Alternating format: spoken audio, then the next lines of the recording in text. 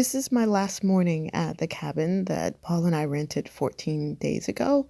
We're up in Idlewild, California, amongst nature and the mountains. It's pretty amazing, but I'm sure there will be other cabins in our near future. So for now, it's back to Los Angeles.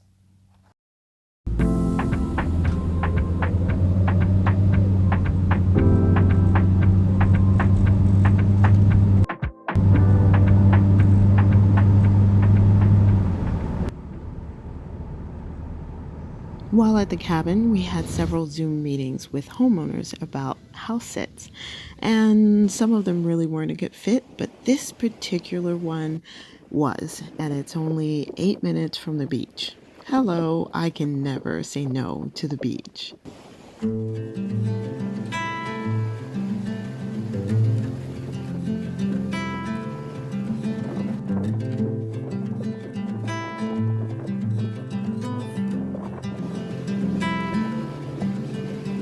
Close your eyes, hear the voice within, calling this heavy load got under your skin, hauling.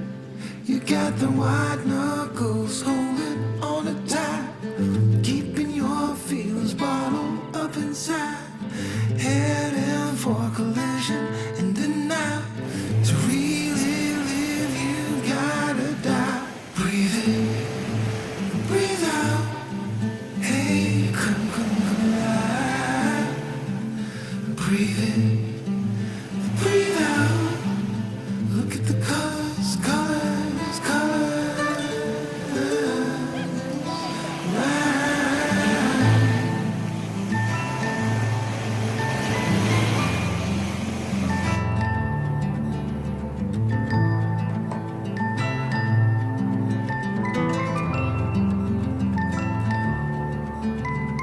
Moments pass, make this one count. Untie, you're so good at dragging yourself down. Today, I want you to come with me to a local farmer's market.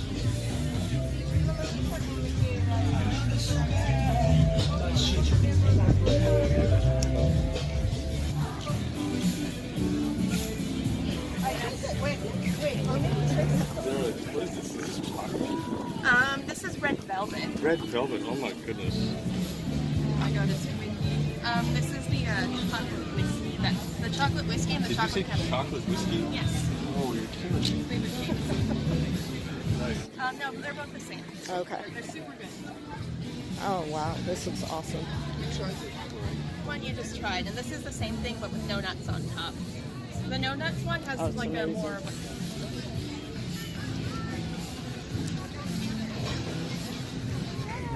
So we have my award-winning cookie pies, we have cookies, brownies, butter cake, and my award-winning chocolate. Yeah. I got it, alright.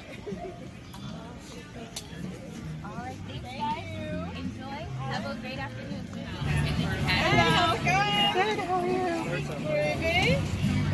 So this is all made by a collective of ladies in Long Beach. It's all upcycled, recycled, vintage, weird treasures. We bought some sugary sweets at the market for date night. Stay tuned for that. And then we just took our time walking back to the house and taking in all the sights along the way.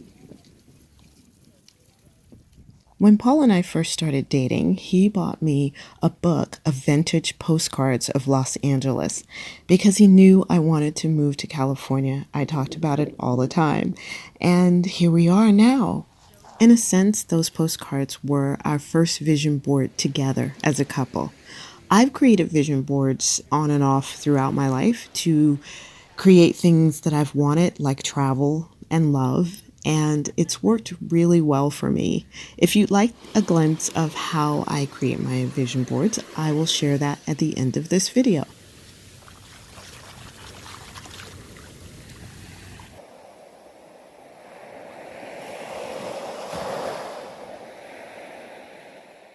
The homeowners here left us 2 bottles of wine and 1 bottle of champagne, which is way more than we needed for date night.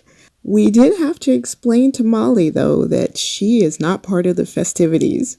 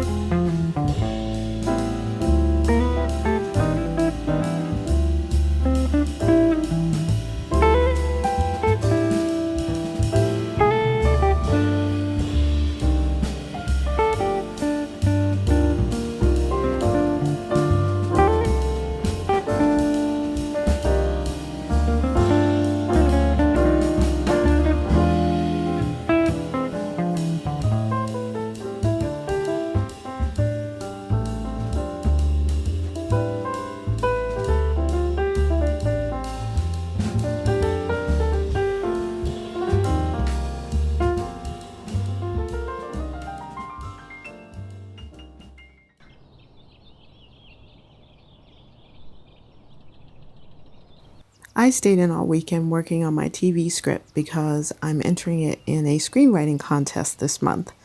But today, this morning, we are getting ourselves in gear because this house sit is over and we need to get to our next adventure, and I promise I will bring you with us.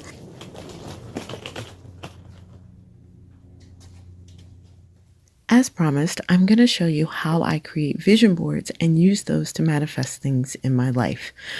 I personally love old school vision boards, like physical ones that I cut out pictures, paste to them, and stick it on the wall.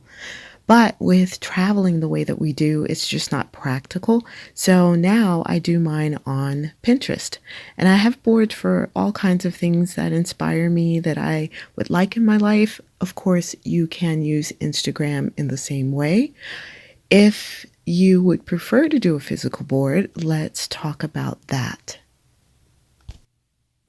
What you use to make your vision board does not have to be anything fancy.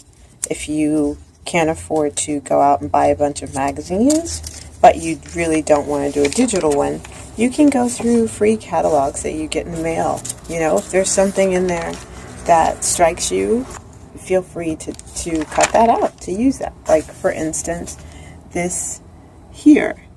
You may say, that inspires me. I want, take the 20% off. I want to have family and friends over for Thanksgiving. I want to be in a space that I can throw a big Thanksgiving dinner. So you cut that out. If this table set here inspires you because you have really old furniture that was maybe given to you right out of college by family and friends, something like that could be inspiring. You're creating something that gives you inspiration, that makes you think, this is what I want for my life. So that's just an example. Obviously, if you do have magazines, like over here I have my Dwell magazine, which I'm a big fan because I love minimalist things. So if you have something like this, or you know someone that has subscriptions to magazines that make sense for what you're looking for, like this is a lot of home stuff, you know.